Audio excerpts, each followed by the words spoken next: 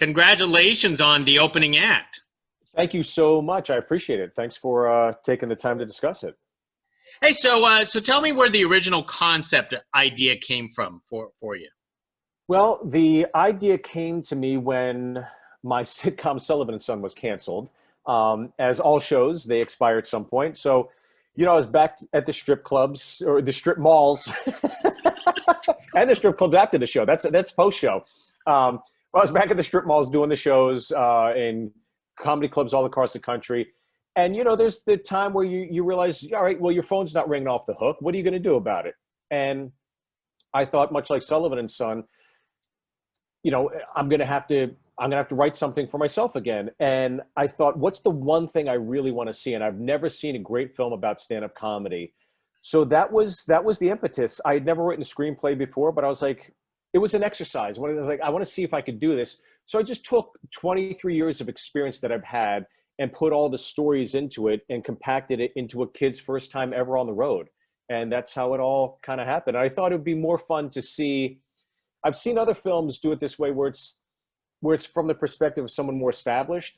And I was like, I don't want to watch a film about a 50-year-old driving home from Vegas. I want to watch a film about a 20-year-old driving to Las Vegas for the first time ever and the craziness that happened. So that was kind of the impetus that was going on. That's the springboard. You know what?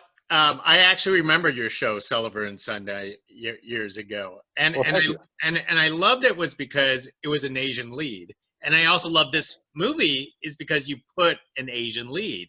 Could you talk about that? Sure. Well, look, once there are things constructed narratively to maybe make the character a little more rootable or sympathetic or empathetic. Once the character of Will Chu, Jimmy O Yang, gets in the car, everything that happened in the film happened to me.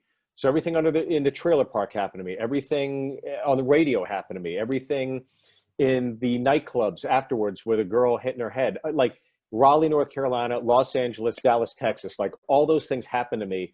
So when we're casting it, Vince Vaughn, our producer, said, since this is so personal to you and it's semi-autobiographical, why don't we cast an Asian as the lead? And I thought, yeah, I mean, I'd never really cast a film before. I'd never done film before. So I was like, yeah, of course, that sounds great. And, I didn't want to cast an actor to do the stand-up because then I got to coach him for 2 months and to just get it. Look, there's plenty of great stand-ups out there. There's few Asian American stand-ups out there. And then there's fewer Asian American stand-ups that have been working in front of the camera. And so it was a very small list. And Jimmy was the first guy to go to. And actually, funny story, I was doing a podcast. I had a podcast called The Gentleman's Dojo. And Jimmy was the second to last guest I had on the show before I went into pre-production to start filming. Never thinking in a million years, I'm gonna be joined at the hip with this kid in just a few months. No idea. So I'm really glad it worked out. And Jimmy was a godsend, an absolute godsend. Very Asian, on time, did his homework, was ready to rock. So I was like, I'm ready. This is great. So when you came up with the script, with the stand-up jokes, was this all your jokes that you basically had to create for the film, or did you use the ones in the past? That's a great question. All the stand-up you saw from Alex and Cedric, that was theirs.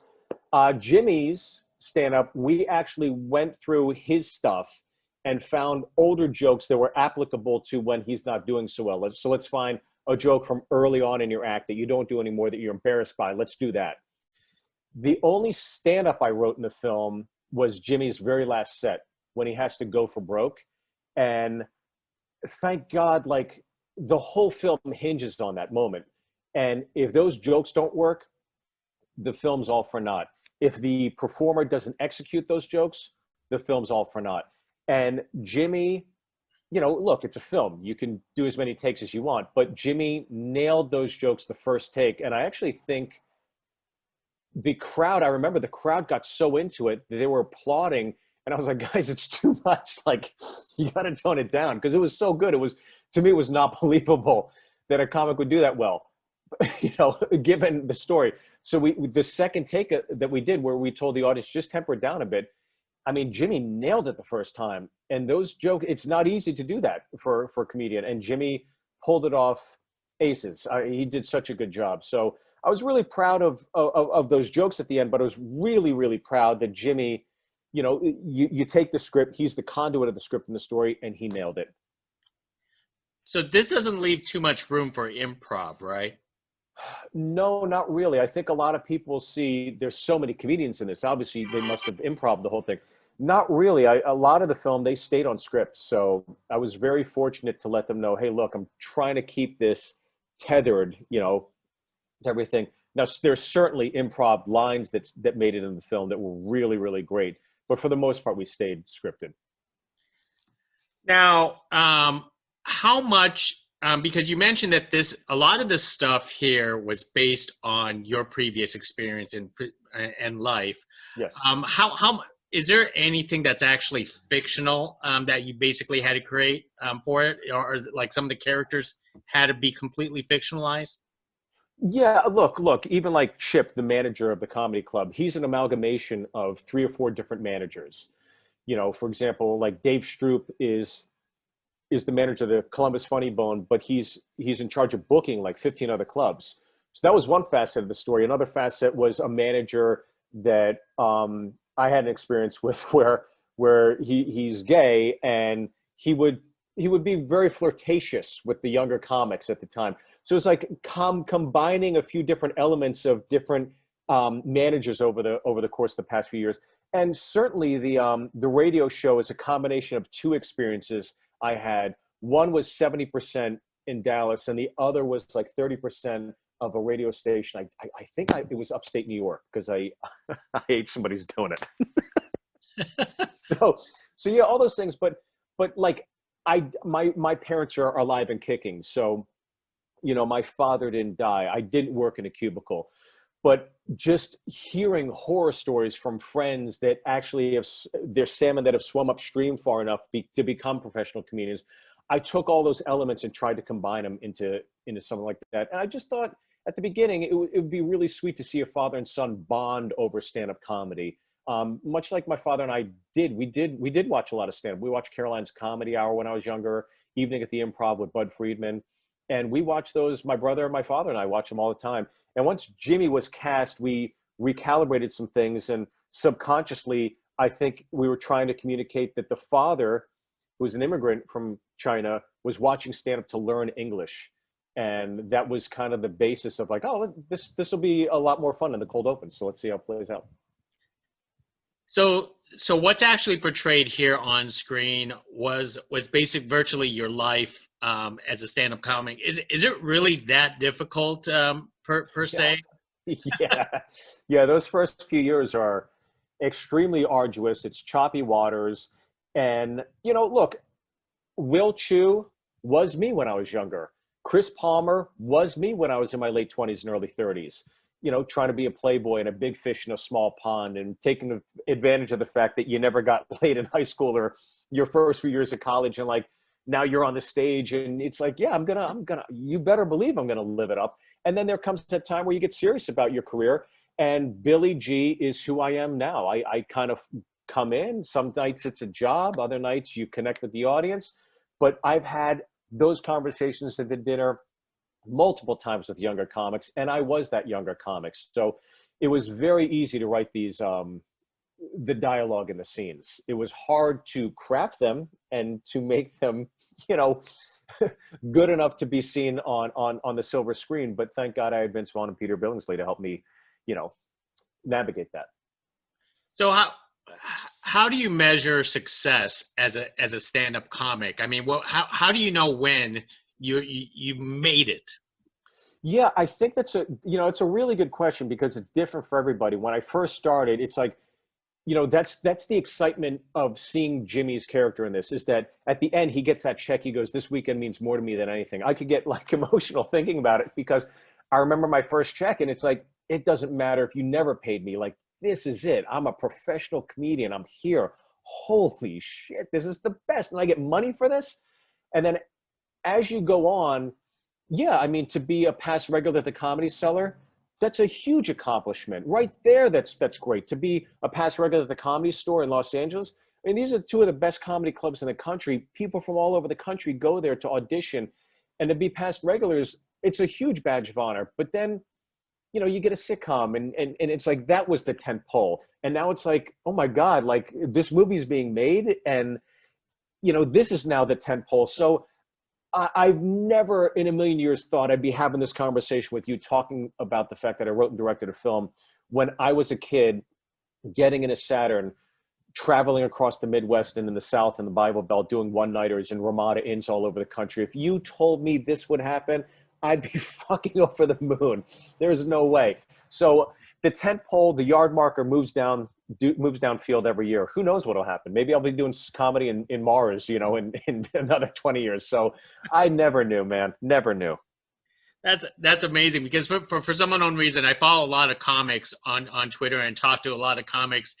It seems like there's so many people that try to break into this business, but you know, I really don't know what their lives are actually like, because it seems like they hide it very well. And Yeah, I think that's the great thing about the film is that everybody has been to a comedy club. Now you get to go on the road, and now you're going to see what it's really like. You're going to experience Thursday through Sunday, and especially when you're a young comic and everything's new to you, the light, radio, the condo, hoping the manager likes you, warming up to the headliner, like all those things are all, I think, encapsulated within those 4 days in a realistic, grounded way, which I'm really proud of. So hopefully, you know, I think people do respect stand-up comedy, but I think now they have a deeper appreciation for it. not a lot of stand-up comics actually do what you actually did, is to direct. This is your feature directorial debut. How was that experience? Uh, well, given the fact that I dyed my hair black, I never had gray hairs before this, should give you some indication. Look, when I presented the script to Vince as a friend to just say, is this okay? Do you think I can send this out? And then we worked on it, and then it got greenlit. And he's like, what do you want to do? Do you want to be in it? I just said, well, I'm too young to be the headliner aesthetically on a screen. I'm too old to be the MC and feature. Look, I'm just happy it's being done. This is like beyond anything I ever thought. He said, well, why don't you direct it? I was like, well, I never directed anything before. He's like, you never wrote anything before, like a feature film. So you can do it. And I was like, I don't know. He's like, it's your story. It's personal. You can tell it. And I didn't know what he meant until after it was finished. And yeah, you're responsible for being the conduit of the story.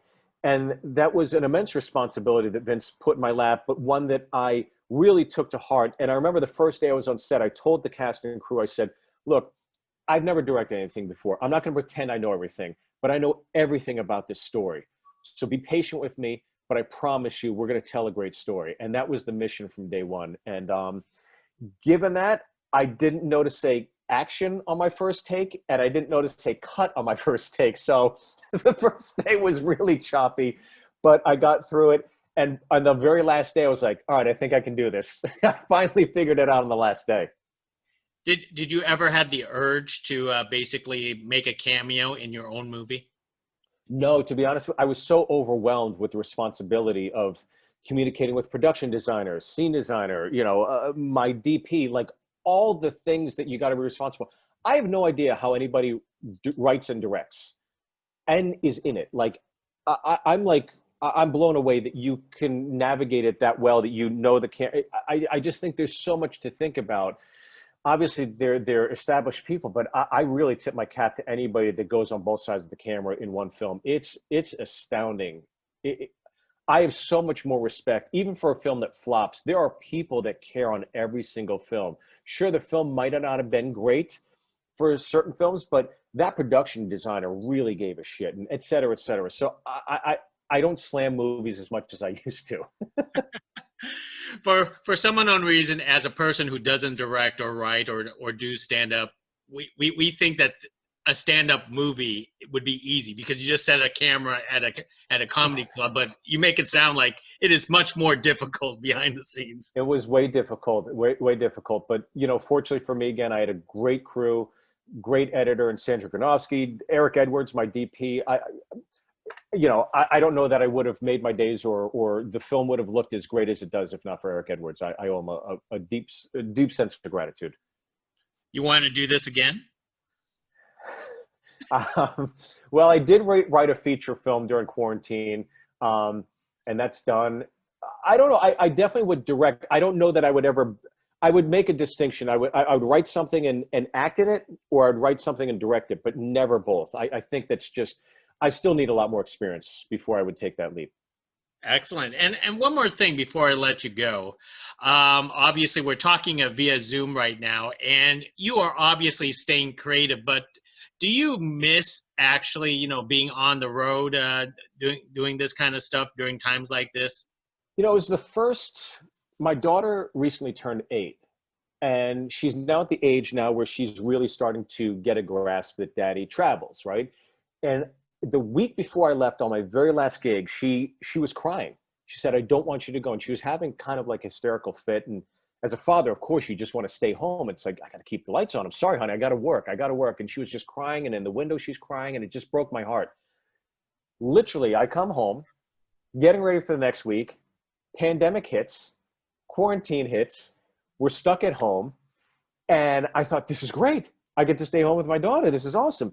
7 months in, I'm like, what fucking fountain did you throw a quarter in and ruin the world economy?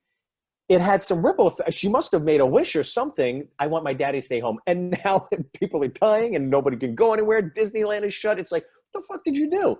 So I will say I do miss performing. I've gotten to do it a handful of times, but I think with a global pandemic, food shortages, a recession, racial tension at an all-time high, an upcoming election, governors across this country need to know that comedy is an essential business more than ever because we need to blow off steam. So hopefully we can get back to the club. So until then, there is the opening act. That's right. Hey, thank you very much, Steve, for this conversation. I really laughed through the opening act, and I really appreciate this film that you actually did because it's very touching, very emotional, and very relatable for a lot of comics out there. Thank you. I got to tell you, this is my first actual interview before I start this stream of interviews. So that truly means a lot. I really appreciate it. I thank you for taking the time, not only to watch it, but take time to talk to me. So best to you and yours. Hey, not a problem. Next time. Thank you, Steve. You got it. Take care. Bye now.